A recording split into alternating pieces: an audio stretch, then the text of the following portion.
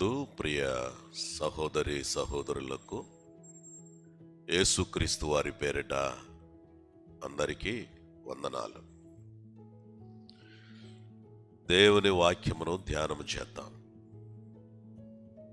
మొదటి దినవృత్తాంతములు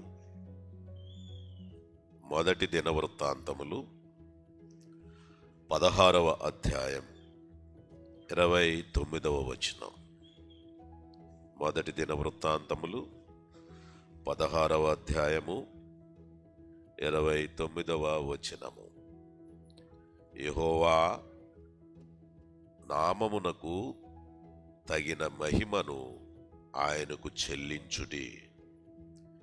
యెహోవా నామమునకు తగిన మహిమను ఆయనకు చెల్లించుడి.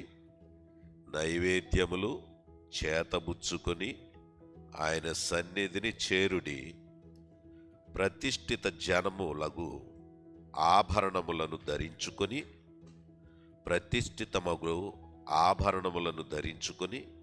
ఆయన ఎదుట సాగిలపడుడి.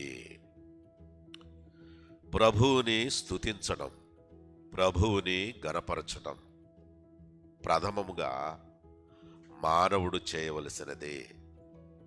ఎందుకంటే దేవుడు పరిశుద్ధుడు, మానవుడు పాపి. మానవుడు పాపము నుండి విమోచింపబడాలి అంటే దేవుని దగ్గరకు వచ్చి వేడుకోవలసిందే, వేరొక మార్గము లేదు. దేవుని ఆజ్ఞను అతిక్రమించి మానవుడు ఎప్పుడైతే దేవునికి అవిధేయుడయ్యాడో అప్పటి నుంచి మానవుడు గ్రంథమును పరిశీలించినప్పుడు పాపమును గురించి ఆలోచించి పాపము విమోచించబడడానికి అనేక ప్రయత్నాలు చేస్తున్నాడు. అయితే లోకములో ఉన్నవారు పాపము అనే దాన్ని చాలా సింపుల్గా తీసుకొని దానిని మనసును పెట్టని విధముగా లోకములో బ్రతుకుతున్నారు. అయితే మొదటి నుండి కూడా దేవుని యొక్క ఉద్దేశాన్ని మనం ఎరిగినట్లయితే ఆయన నామమునకు తగిన మహిమ ఆయనకు చెల్లించాలి. మనిషి దేవునికి కాక మరొకరికి చెల్లిస్తే, ఘనపరిస్తే, ఆరాధిస్తే అది పాపమే. నేను తప్ప వేరొక దేవుడు నీకుండకూడదు, పైన ఆకాశమందే గాని క్రింద భూమి ఎందే గాని భూమి క్రింద నీళ్ల ఎందే గాని ఏ రూపమున నీవు చేసుకోకూడదు, వాటికి సాగిలపడి నమస్కరించకూడదు. ఎందుకంటే నేను రోషము గల దేవుడను, నాకు రావలసిన స్తోత్రములు, నాకు రావలసినటువంటి మహిమ, నాకు రావలసినటువంటి ఘనత మీరు నన్ను స్తుతించే విధానము నాకు రావాలి తప్ప వేరొక దానికి చెందడానికి నాకు ఇష్టం లేదు. అందుకే మానవుడు సృష్టికర్తను మరిచాడు, సృష్టంలోనికి వెళ్ళిపోయి తనకిష్టమైనటువంటి మార్గాన్ని ఎంచుకొని అదే దైవమని తలస్తున్నాడు. అందుకే ఇక్కడ ఏమంటున్నాడు, నైవేద్యములు చేతబుచ్చుకొని ఆయన సన్నిధికి చేరండి, ప్రతిష్ఠితములగు ఆభరణములను ధరించుకొని ఆయన ఎదుట సాగిలపడుడి. ప్రతిష్ఠితములగు ఆభరణములను ధరించుకొని ఆయన ఎదుట సాగిలపడండి. దేవుని సన్నిధికి వచ్చేటప్పుడు చక్కని బట్టలు వేసుకుంటాం, మంచిదే, శుభ్రంగా ఉంటాం. దేవుని సన్నిధికి వెళ్ళాలి, ప్రభువుని గణపరచాలి, చూపిస్తున్నాం.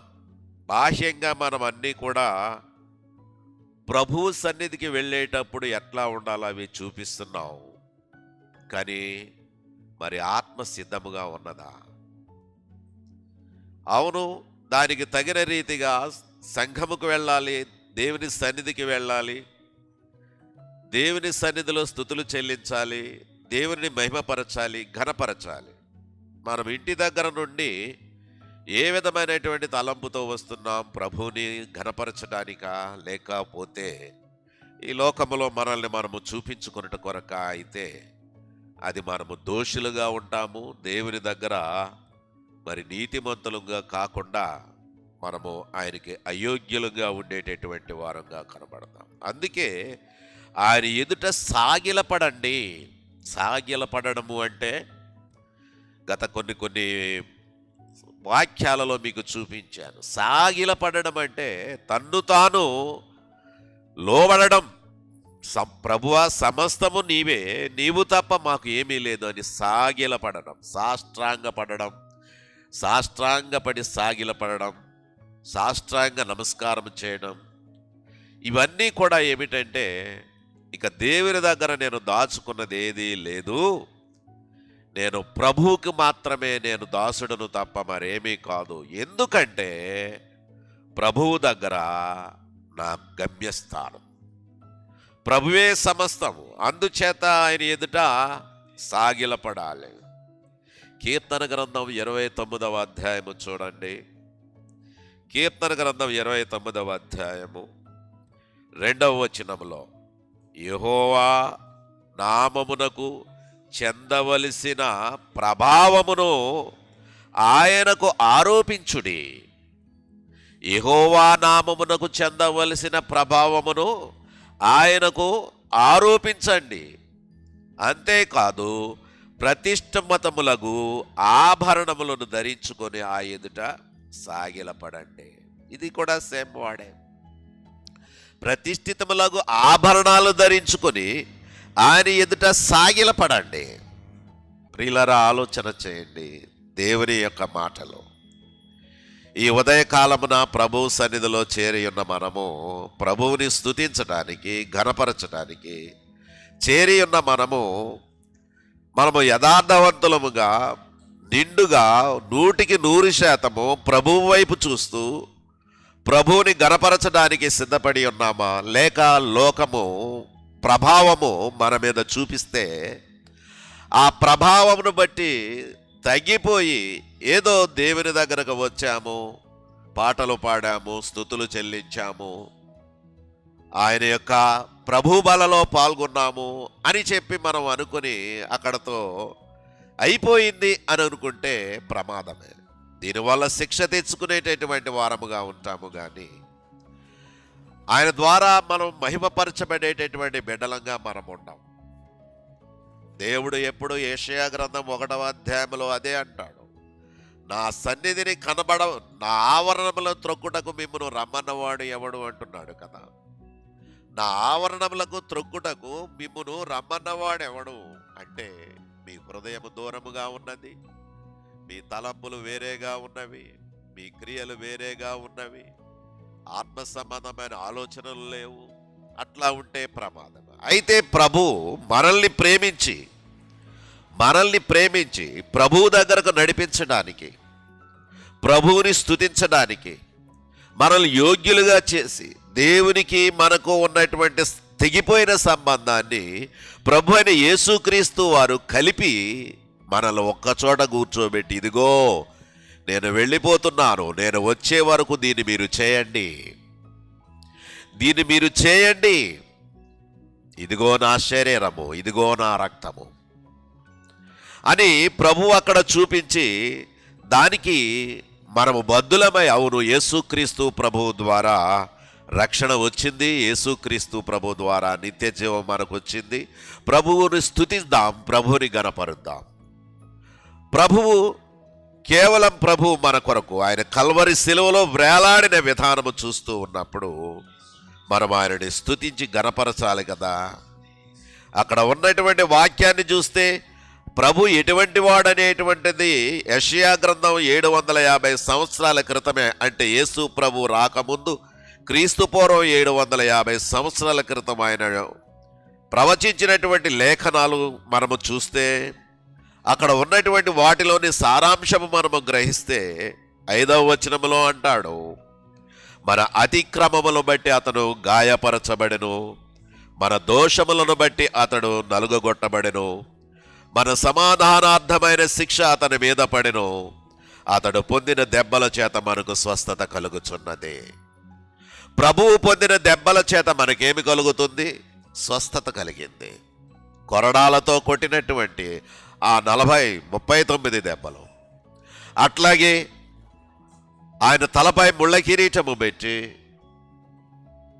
ఆయన చేతులలో మేకులు కొట్టి ఆ కొయ్యపై ఆకాశానికి భూమికి మధ్య వేలాడుతున్నటువంటి ప్రభు, సమాధానార్థమైన శిక్ష ఆయన మీద పడ్డది. అతడు పొందిన దెబ్బల చేత మనకు స్వస్థత కలిగింది. ఎందుకంటే మనమందరము తప్పిపోయాం, అందరము తప్పిపోయాం. అవునండి, ఏ భేదమును లేదు. అందరూ పాపము చేసి దేవుడు అనుగ్రహించే మహిమను పొందలేకపోతున్నారు. అందరూ పాపము చేసి దేవుడు అనుగ్రహించే మహిమను పొందలేకపోతున్నారు. అందుచేత యేసుక్రీస్తు ప్రభువు ద్వారా మనకు ఈ గొప్ప భాగ్యం దొరికిందండి. ఎప్పుడైతే ప్రభువా నీవే నా రక్షకుడు, యేసు ప్రభువా నీవు నా కొరకు చనిపోయావు, తిరిగి లేచావు, పరలోకానికి వెళ్ళావు, నా కొరకు ప్రాణం పెట్టావు, నీ పరిశుద్ధ రక్తము ద్వారా మాత్రమే నాకు పాప విమోచన కలిగింది అని ఎవరైతే ప్రభువు దగ్గర వేడుకుంటారో వారు రక్షించబడిన వారు. మనమందరము గొర్రెల వలె త్రోవ తప్పిపోయాము, మనలో ప్రతివాడు తనకిష్టమైన త్రోవకు తొలిగాను. యెహోవా మన అందరి దోషమును అతని మీద, అందరి దోషము ఎవరి మీద? ప్రభువు మీద. నీ దోషము నా దోషం మన అందరి దోషాలు ఎవరి మీద పెట్టాడు? ప్రభువు మీద పెట్టాడు. ప్రభు అలా వెళ్ళాడు. ఆయన 150 కేజీల సిలువను మోసుకుంటూ కాలికి ఏమీ లేకుండా ఆ రాళ్లలో రప్పల్లో వెళుతూ వెళుతూ వెళుతూ నడుస్తూ ఆ బరువైనది ఆ రాత్రంతా దేహాన్ని కొరడాలతో కొట్టిన దేహం, ఆ యొక్క రూపము, ఆ రూపి సురూపి కురీపి అయ్యాడు ఆయన. అంత రూపము, అటువంటి రూపం అయిపోయింది. అందుచేత ఆయన యొక్క వాక్కులను బట్టి మనం చూస్తుంటే అతడు దౌర్జన్యము పొందాడు, బాధింపబడిన అతడు నోరు తెరవలేదు. వదకు తేబడి గొర్రె పిల్లయు బొచ్చు కత్తిరించు వారి ఎదుట గొర్రెయు మౌనంగా ఉండనట్లు అతడు నోరు తెరవలేదు. అవును కదా? ఈరోజు మనమందము ప్రభు దగ్గరకు రావడానికి గల కారణం ఏమిటంటే ప్రభు నా కొరకే, నా కొరకే ఆయన ఏమయ్యాడు? కల్వరి సిలువలో ప్రాణం పెట్టాడు. నా కొరకే ప్రభు. కన్నీళ్లు విడుస్తూ ఉంటారు కదా మీరు ప్రార్థనలో. కన్నీళ్లు విడుస్తున్నప్పుడు ఎందుకు కన్నీళ్లు విడుస్తూ ఉంటారు మీరు? మీకున్న ఇబ్బందులు బట్టి. ఇబ్బందులు ఎవరు పడేస్తాడు ప్రభు బయటికి అని చెప్పేసి కన్నీళ్లు పెట్టుకుంటున్నాం. వాస్తవమే, దేవుని దగ్గర వేడుకోవడం మంచిది. అయితే నీ కొరకు నా కొరకు ఆయన పడినటువంటి ఇబ్బంది చూసావా? ఎప్పుడైనా గ్రహించావా? నీకు చిన్న బ్లేడు తెగితేనే, లేకపోతే మీ బిడ్డలకి ఏదైనా కోసుకుంటేనే కంగారు అయిపోయిన బిడ్డని ఎత్తుకొని ఈ విధంగా అంటావే. సర్వమానవాళికి, ప్రపంచంలో ఉన్నటువంటి సర్వమానవాళికి దేవుడే భూలోకానికి వచ్చి బలి అయ్యాడంటే ఎందుకని నీవు నమ్మలేకపోతున్నావు? ఇంకా దాని గురించి నిర్దిష్టమైనటువంటి స్థితికి నీవు ఎందుకు రాలేకపోతున్నావు? ఈ రోజుల్లో చాలామంది అసలు దాని గురించి ధ్యానము చేయరు. దాని గురించి ఆత్మ సంబంధమైనటువంటి ధ్యానం ఉండదో అప్పుడు ప్రభువుకు దూరం అయిపోతాం. కేవలం వచ్చి వెళ్ళిపోయేటటువంటి వారంగా ఉంటాము, కానీ ప్రభువుని స్తుతించడానికి యోగ్యులంగా ఉండేటటువంటి వాళ్ళంగాను, ఆత్మతో ఆరాధించే విధంగా ఉండేటటువంటి వాళ్ళంగా ఉన్నాం. అందుకే ఆయన అన్యాయమైన తీర్పును పొందిన వాడై కొనిపోబడ్డాడు. అన్యాయమ తీర్పును. కాబట్టి ప్రభువుని గురించి ఈ విధముగా ఆలోచించావా?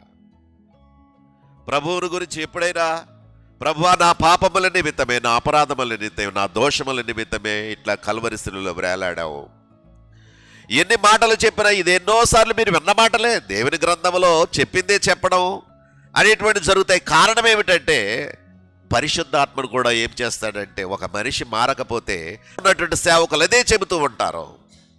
కారణం ఏమిటంటే అనుకోవచ్చు, అనేక రీతిలుగా రకరకాలుగా చెప్తారు కదా, చక్కగా మనకు బోరు కొట్టకుండా చెబుతారు కదా. అటువంటి వాళ్ళు ఎన్నుకోకుండా ఎంతసేపు కూడా ప్రభువుని గురించి, ప్రభు యొక్క మరణాన్ని గురించి, ఆయన పునరుత్థానమును గురించి, అట్లాగే మన ఆత్మస్థితిని గురించి ఈ సర్కిలే తిరుగుతుంది తప్ప మరి ఏది కాదు. అంటే దాని అర్థం ఏమిటంటే తెలుసున్నారా? మీకు బాధ వచ్చినా, ఇబ్బంది వచ్చినా, ఈ రోజుకి ఇంకా ఆ రక్షణ అనుభవం గురించి తెలుసుకోకుండా, ఆ రక్షణ భాగ్యంలో ఉన్నటువంటి ఆ యొక్క అనుభవం లేనటువంటి విధంగా ఉంటే ఎంత బాధాకరము. అందుకే ప్రభువు చిత్తమేమిటో మనము తెలుసుకోవాలి. ప్రభువునందు మనము ఆయన స్తుతులు చెల్లించి ఘనపరుస్తూ ఉంటే మన యొక్క స్థితి సంఘములో ఎలా ఉంది, సంఘము వెలుపటి ఎలా ఉంది, అన్నిటినీ కూడా చూడాలి. సరైన నియామక కూడికలలోకి రాలేని వారు స్తుతులు చెల్లించవలసిన పని లేదు. నేను చెప్పేది అదే. అలాగే సమయాన్ని దేవునికి కేటాయించలేని వారు స్తుతులు చెల్లించవలసిన పని లేదు. అసలు దేవుని సన్నిధికి ఆరాటంగా పరిగెత్తుకుంటా వచ్చేటటువంటి విధానం మీలో ఉంటే ప్రభువుని స్తుతించాలి. 99% లోకములో ఉండి ఆ 1% ఏదో ఉండి ఆ టైంలో వచ్చి వెళ్ళిపోతే అది ఏ విధంగా ఉంటుందో అది మీకు తెలుసు, మేము చెప్పవలసిన పని లేదు. కాబట్టి అది జాగ్రత్తగా మనము ప్రభువునందు మరి బలమైనటువంటి బిడ్డలు అయినటువంటి వాళ్ళంగా ఉండాలి. గలతీ పత్రికలో చూడండి 3వ అధ్యాయం 27వ వచనంలో ఏమంటున్నాడంటే, ఇక్కడ బలమైన మాట మాట్లాడుతూ ఉన్నాడు పౌలు గారు. క్రీస్తులోనికి బాప్తిసం ఇచ్చిన మీరందరూ క్రీస్తును ధరించుకొని, బాప్తిసం పొందిన మీరందరూ క్రీస్తుని ధరించుకొని ఉన్నారు. క్రీస్తును ధరించుకున్నామా? క్రీస్తును ధరించుకున్నామా? క్రీస్తును ధరించుకోవడం అంటే ఏమిటి? మనం ఇక ఏదైనా లోపల ఉన్నది ప్రభువే అయితే ఆ ప్రభువును చూపిస్తాం. క్రీస్తును ధరించుకుంటే క్రీస్తును చూపిస్తాం. ఇప్పుడు ఒక వస్త్రం ధరించుకుంటున్నారు మీరు, ఆ వస్త్రం చాలా బాగుందే అంటుంటాం కదా. ఆ సూట్ వేసుకుంటే ఆ సూట్ చాలా బాగుంది అంటాం. సూటు ధరించుకున్నారు. మరి అనేక రకాలైన వస్త్రాలు ధరించుకుంటారు, చాలా బాగుంది. అయితే దీనికంటే బయట పెట్టేది ఎవరు? క్రీస్తును ధరించుకునే విధానం. క్రీస్తును ధరించుకునే విధానం లేకపోతే క్రీస్తును చూపించగలమా? మనం చూపించలేం. అందుచేత వీటిని బట్టి మనము తెలుసుకోవాల్సింది, క్రీస్తును ధరించడం చాలా గొప్ప విషయం, ఆయన కొరకు జీవించడం గొప్ప విషయం. అందుకే ప్రతిష్ఠితములకు ఆభరణాలు ధరించుకున్నారు. అప్పుడు ప్రతిష్ఠితములకు ఆభరణాలు అంటే ప్రభువుని గురించి. కాబట్టి అట్టి రీతిగా మనమందరము సిద్ధపడి మరి ప్రభు చిత్తం ఏమిటో తెలుసుకొని, ప్రభు నీ కొరకు నా కొరకు ఆయన చనిపోయి ఉండగా, తిరిగి లేచి ఉండగా, పరలోకానికి వెళ్ళి ఉండగా, ఆ పరలోకానికి వారసులమయ్యేటటువంటి విధంగా మనం సిద్ధపడదాం. అట్టి కృప దేవుడు మీ అందరికీ అనుగ్రహించునుగాక. ఆమేన్.